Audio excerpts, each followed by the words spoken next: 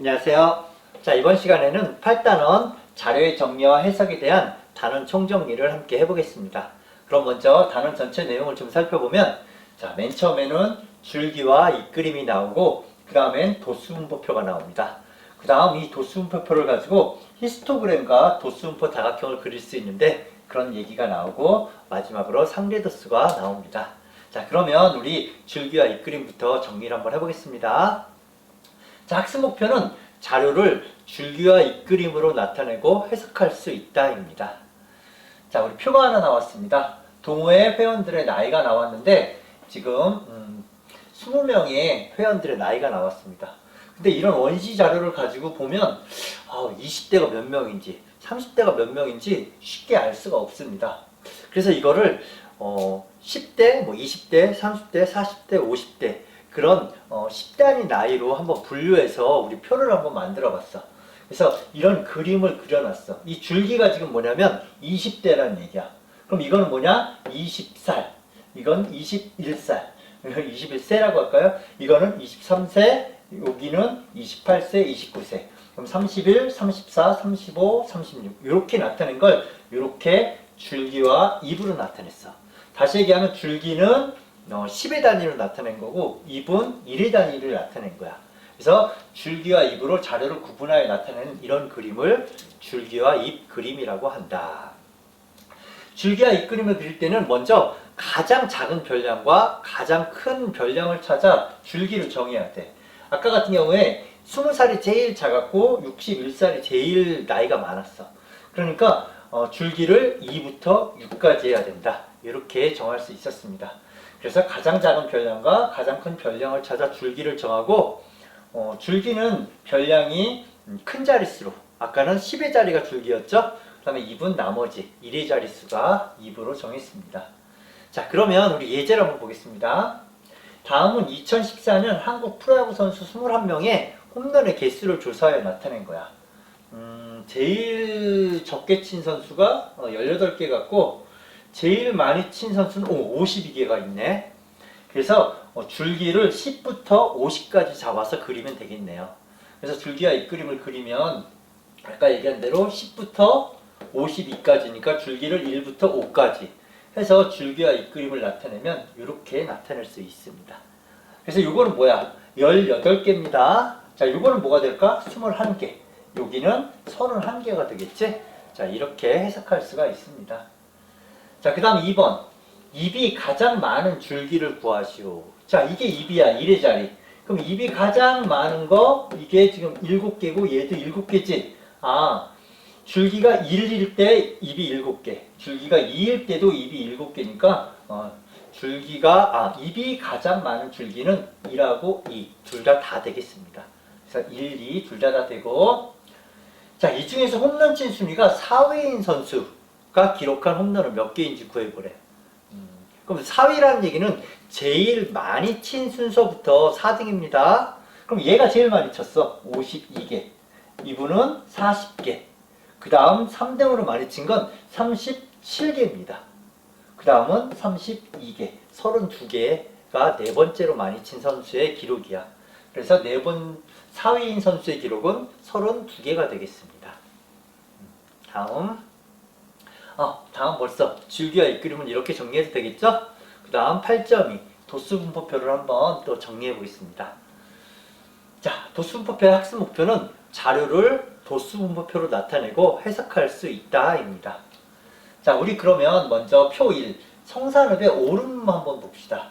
이게 지금 64, 24에서 하나 폈으니까 23개의 오름이 나타나 있어. 근데 이거는 좀 독특한 게 제일 낮은 높이가 33이고 제일 높은 오름이 아마도 요거 같아. 232m. 그럼 이거를 33에서 230이니까 줄기를 그러면 100의 자리를 0부터 1, 2, 3개만 잡을까? 그게 좀 애매해. 그러면 줄기를 10의 자리, 100의 자리 둘로 잡을까? 하면 또 3부터 23까지 막 21개를 잡아야 돼, 줄기를. 3개도 마음에 안 들고 23개도 마음에 안 들어. 그래서 어떤 내 마음대로 일정한 간격으로 표를 좀 정리하고 싶어. 일정한 간격으로 내 마음대로 일정한 간격으로 자료를 정리하고 싶어. 그래서 이걸 줄기와 잇그림으로 도저히 정리할 수가 없어서 우리 이런 걸 정리할 때 도수 분포표를 가져옵니다. 그럼 이거는 이런 식으로 나는 정리하고 싶었어. 0 이상 50 미만, 50 이상 100 미만, 100 이상 150 미만, 150 이상 200 미만, 200 이상 250m 미만으로 우리 정했어. 그래서 이렇게 50 간격으로 내가 정한 거, 그래서 이렇게 자료를 조사해서 개수를 써놓은 거, 이런 걸 우리 도수 분포표라고 합니다. 그래서 이 도수 분포표는 줄기와 잇그림보다 장점이 줄기와 잇그림에서는 반드시 뭐 10의 자리 혹은 100의 자리 이렇게 해야 되는데 이 도수 분포표는 내 맘대로 이 간격을 정할 수가 있습니다. 지금은 50 간격으로 내가 정했어. 자, 그러면 도수 분포표에는 여러 가지 용어들이 나오는데 용어들을 한번 살펴보겠습니다. 자, 먼저 별량. 별량은 무엇을 조사했느냐야. 뭐 교과서에서는 사실 자료를 수량으로 나타낸 것 했는데 느낌이 잘 안 와. 자, 성산읍의 오름의 높이를 조사했지? 별량은 오름의 높이입니다. 자, 우리 반 학생들의 몸무게를 조사했어. 별량은 몸무게. 우리 반 학생들의 키를 조사했어. 별량은 키가 되는 거야. 그래서 별량은 무엇을 조사했는지가 별량이 된다고 기억하는 게 훨씬 낫습니다. 자, 그 다음 계급. 계급은 여기 있는 게 계급이야. 0 이상 50 미만, 50 이상 100 미만. 이게 계급인데 하나 알아야 될 거, 맨 처음에 이상 미만을 한 번만 쓰기로 했어요. 계급에서. 그럼 나머지는 안 쓰는데 안 써도 50 이상 100 미만이야. 그러면 100은 여기 들어갈까? 여기 들어갈까? 여기도 나오고 여기도 나오고. 여기는 미만이니까 100이 안 들어갑니다. 100이 나오면 여기다가 집어넣어야 돼. 무슨 말인지 알겠습니까? 그래서 현재 계급은 5개가 있다. 이렇게 얘기할 수 있습니다. 이거 하나가 계급입니다. 자, 그 다음 계급의 크기. 계급의 크기는 구간의 너비라고 했어. 구간의 너비. 이 계급이 얼마만큼 간격으로 우리가 계급을 정했느냐가 계급의 크기입니다. 그럼 지금 50 간격으로 우리가 계급을 정했지? 그럼 계급의 크기가 50이 된다는 얘기야. 이 사이의 간격이 계급의 크기야. 이게 10 간격이 보통 제일 많고 2나 3, 무슨 뭐 7, 8 이렇게 할 수도 있긴 있습니다. 그래서 계급의 크기는 구간의 너비, 이거의 간격이다. 다음 도수는 여기 있는 게 도수야. 이 계급에 해당하는 어떤 값. 보통 뭐 아까 뭐 키나 몸무게를 조사하면 도수가 사람이 되겠고 이런 거 같이 뭐 어떤 물건이나 장소가 되면 그것이 도수가 됩니다. 도수. 어렵지 않죠? 다음 계급값은 뭐냐면 계급의 가운데 값 혹은 평균값이라고 하는데 계급 뭐뭐 이상 뭐뭐 미만을 그냥 한 숫자로 얘기하고 싶어. 한 숫자로 그럼 얘기하면 이쪽 끝을 얘기하는 게 좋을까? 이쪽 끝을 얘기하는 게 좋을까? 아니겠지? 가운데 값을 얘기하는 게 좋아. 그래서 이거의 계급값은 하면 25가 되는 거야. 이 계급의 계급값은 75, 125, 175, 225 이렇게 계급값이 됩니다. 그래서 이렇게 나타낸 표를 그리고 도수 분포표라고 한다. 실제 도수 분포표에는 여기에 들어가 있지 않습니다. 계급과 도수만 나와. 무슨 얘기인지 알겠죠? 자, 그럼 문제 1번을 한번 살펴보겠습니다. 자, 오른쪽은 어느 지역 9월 한 달 동안에 일교차를 조사해서 나타낸 도수 분포표야. 일교차. 그럼 먼저 계급의 크기를 구하시오. 자, 계급의 크기는 몇 간격으로 계급을 정했느냐야. 4 이상 6 미만이니까 우리 2씩 정한 거 보이죠? 그래서 계급의 크기는 2인데 여기 단위까지 해서 2도씨 이렇게 얘기하면 좋습니다. 자, 계급의 크기는 2도씨입니다. 그 다음 일교차가 12도씨 이상인 날수. 12도씨 이상이면 여기만 되는 게 아니라 여기서부터 끝까지 다야. 그러니까 12도씨 이상인 건 9 더하기 2에서 11일이 되겠지? 그렇게 됩니다. 그 다음 도수가 가장 큰 계급을 구하시오. 자, 도수야. 이게 도수인데 가장 큰 계급은 이거야. 근데 이거 답 쓸 때 조심해야 돼. 그냥 10, 12 이렇게 쓰면 안 됩니다. 계급을 하나 쓰려면 전체를 다 써야 돼.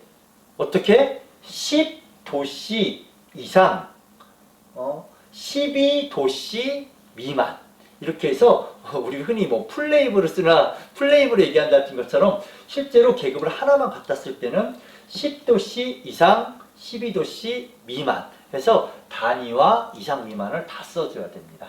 알겠습니까? 이거 서술형 같은 거 쓸 때 그냥 10, 10이라고 쓰면 감점당합니다. 자, 다음 마지막으로 도수 분포표 만들 때 주의사항 하나만 알고 넘어갑시다. 주의사항, 계급의 크기는 모두 같게 해야 돼. 처음에 예를 들어서 10 간격으로 시작했는데 뭐 밑부분에서 자료가 별로 없다고 해서 막 20, 30 간격으로 하면 안 됩니다. 한 번 10 간격으로 시작하면 끝까지 10, 한 번 20 간격으로 시작하면 끝까지 20 간격을 지켜야 돼. 그래서 계급의 크기는 모두 같게 해야 되고, 계급의 개수는 우리 보통 한 5개에서 15개 정도가 적당하다고 합니다. 계급의 개수가 너무 작으면 이게 자료를 알 수가 없어. 그다음에 계급의 개수가 너무 많으면 원래 자료나 이거나 별로 해석이 불가능해. 그래서 5개에서 15개 정도. 흔히 이렇게 좀 다른 말로 표현하면 10개 내외 정도가 적당하다. 이렇게도 나타냅니다. 같은 말이지 거의. 자, 그러면 히스토그램과 도수분포 다각형 이제 알아보겠습니다. 자, 자료를 그러면 학습목표는 자료를 히스토그램, 도수분포로 나타내고 도수분포 다각형으로 나타내고 해석할 수 있다입니다. 선생님이 좀 마음이 급한가 봐. 한 시간에 다 정리하려고 하니까. 자, 우리 그러면 요거 좀 살펴봅시다. 자, 표 1은 가구별 한 달 소비량, 전력 소비량을 나타냈어. 계급은 현재 6개입니다. 계급의 크기는 100이 되네. 그럴 때 여기 표를 그냥 보면 그냥 봐봐. 0부터 100, 100부터 200 이렇게 해가지고 600까지 나타냈네.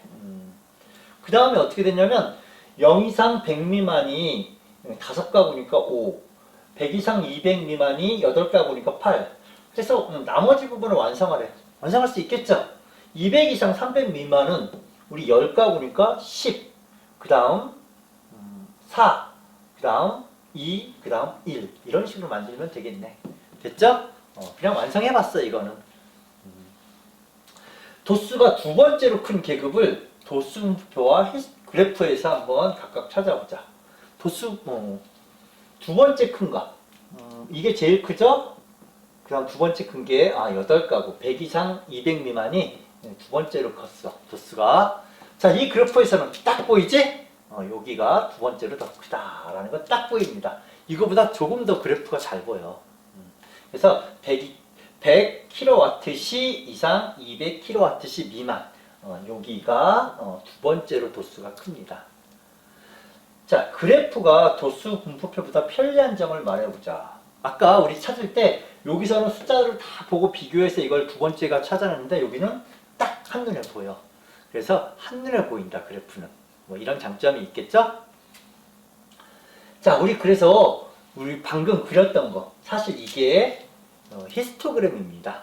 히스토그램. 그래서 히스토그램을 어떻게 그리느냐? 그리는 방법을 하나하나 하나하나 한번 살펴봅시다. 먼저 가로축에는 계급의 양끝값을 써야 돼. 무슨 얘기냐? 이게 계급이 여기 있지. 계급의 양끝값이라는 게 여기서 시작해서 여기서 끝나는 거야. 그래서 히스토그램 그릴 때는 여기서 출발해서 여기까지 계급을 일단 써줘야 됩니다. X축에. 됐지? 자, 그 다음 세로축에는 Y축에는 도수를 써놓는다.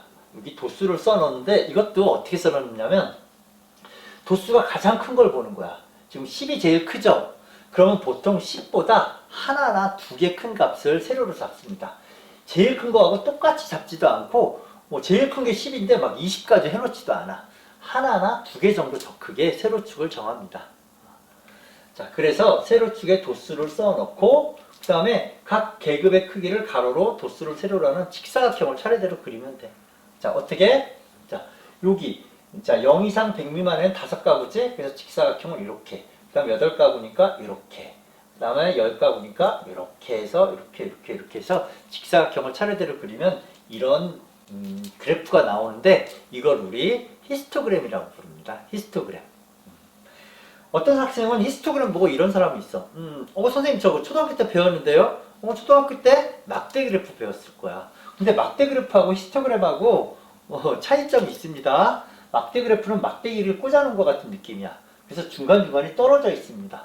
근데 히스토그램은 이 직사각형들이 꽉꽉 붙어 있어. 빈틈이 있으면 히스토그램이 아닙니다. 그래서 막대 그래프하고는 조금 다르다. 히스토그램은 꽉꽉 붙어 있다는 거 여러분 알아뒀으면 좋겠습니다.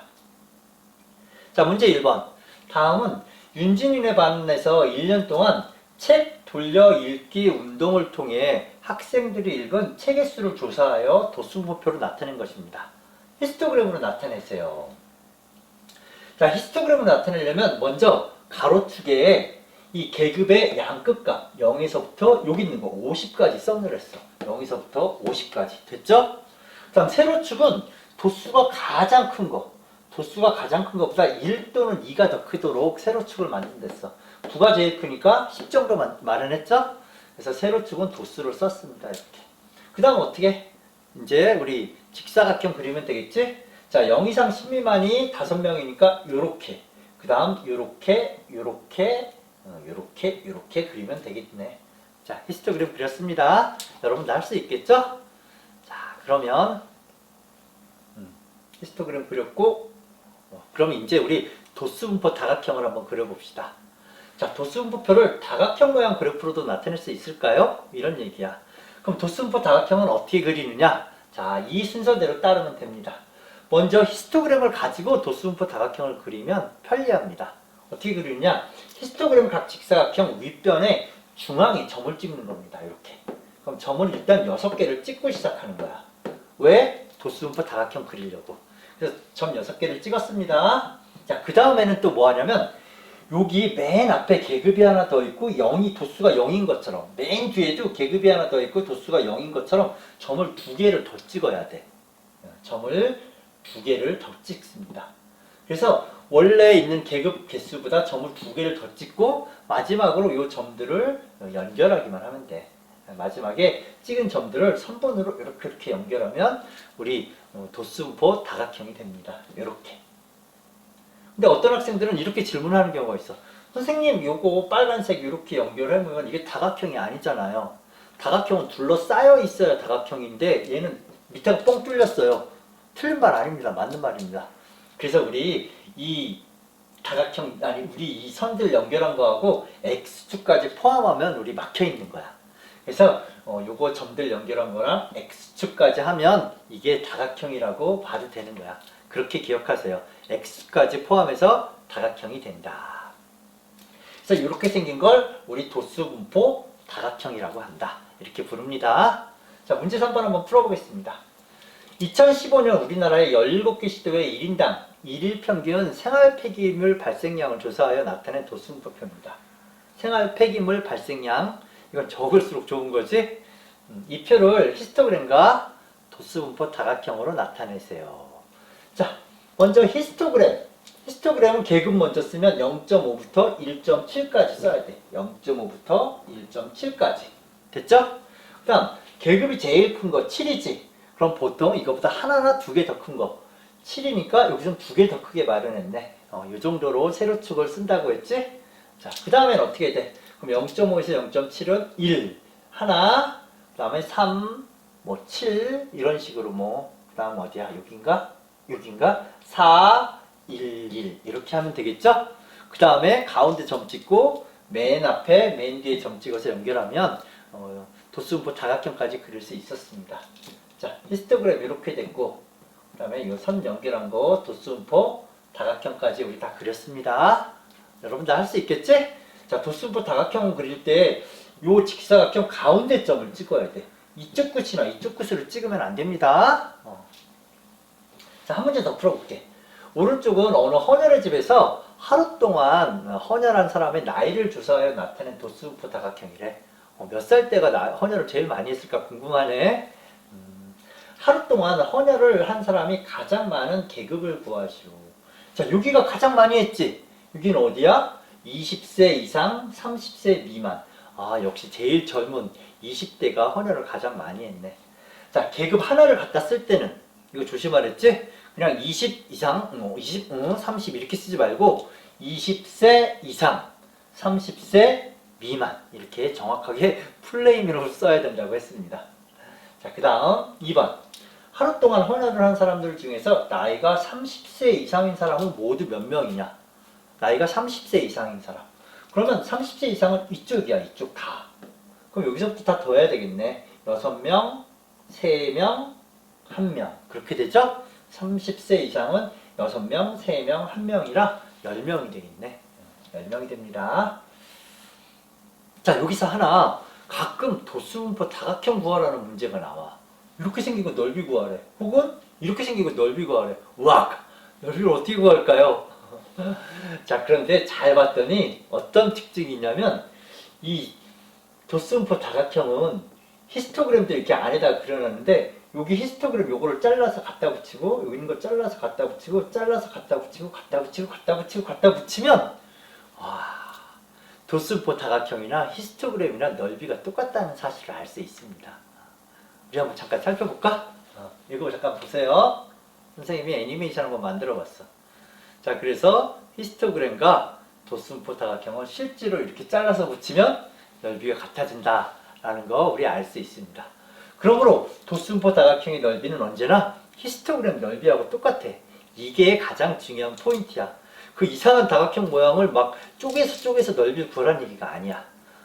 네가 도스음포 다각형과 히스토그램 넓이가 똑같은지 아는지 모르는지 질문하는 문제입니다.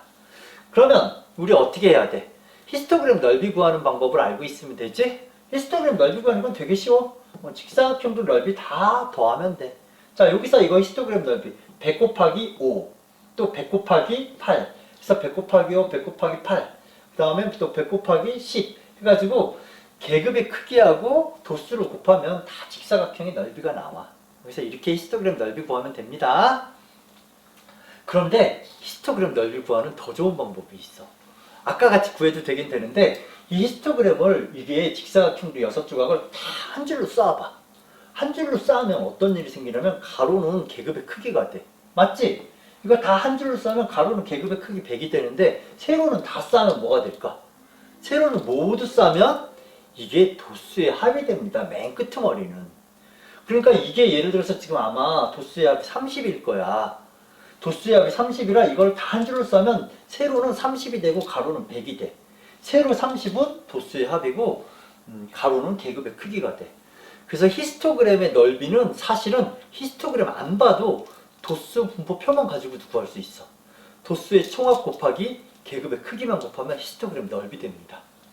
도수의 합 곱하기 계급의 크기. 요거 알면 되게 쉬워. 히스토그램 넓이 구할 때. 그럼 실제로 한번 구해보자. 이거 지금 도수의 합이 44래. 그럼 요거 6조각 다 더하면 얼마냐라는 질문이야. 그럼 6조각 다 더할 필요 없어. 이거 다 도수의 합이 44니까 계급의 크기가 얼마야? 계급의 크기 3이죠. 그럼 이거를 다 한 줄로 쌓으면 가로는 3이고 세로는 44가 되는 거야. 그럼 이거 6개를 한 줄로 쌓으면 3 곱하기 44 해서 아마 132일 거야. 132를 한 번에도 구할 수 있어.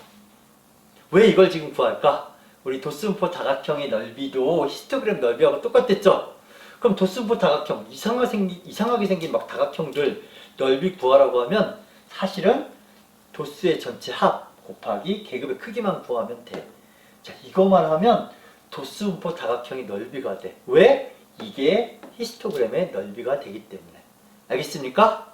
그러니까 어떤 학생이 이 원리를 알면 도스음포 다각형의 넓이를 구하라고 하면 그냥 바로 도수의 합 곱하기 계급의 크기로 구하면 됩니다. 모르면 못 구하겠지. 자, 그래서 한 문제 잠깐 살펴보자. 다음 도스음포 다각형의 넓이를 구하시고 어떻게 구해? 근데 이거 다 합계를 구해봤더니 합계가 40이래. 그럼 합계 40인 거 알면 우리 계급의 크기가 얼마야? 10이지? 합계가 40이고 계급의 크기가 10이니까 이 도스음포 다각형의 넓이는 도수의 총합 곱하기 계급의 크기 40 곱하기 10 하니까 400이 되는데 이게 이 도스음포 다각형의 넓이란 얘기야. 엄청 쉽지? 하나만 더 해보겠습니다. 이거 도수의 합이 지금 35야. 근데 계급의 크기가 2야. 그러니까 그러면 합계가 35고 계급의 크기가 2니까 35 곱하기 2 한 70이 실제로 요 도스음포 다각형의 넓이가 됩니다. 그래서 넓이는 70이 나온다 하는 것도 알 수 있었습니다. 자, 우리 여기까지 다 했어. 마지막 상대도수만 정리하면 될 것 같네. 자, 우리 상대도수 학습 목표는 상대도수의 뜻을 알고 이를 구할 수 있다. 그 다음에 상대도수를 그래프로 나타내고 상대도수 분포를 이해한다 입니다. 상대도수만 알아봅시다 이제.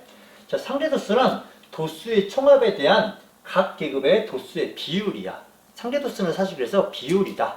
상대도수는 비율이다. 이렇게 알아두면 돼. 그냥 모든 도수에서 도수가 있는데 그거를 총합으로 나누면 돼. 분모에다가 총합을 붙이면 이게 상대도수가 돼. 우리 근데 이런 관계 있을 때 우리 또 공식이 2개 더 나오는 거 알아?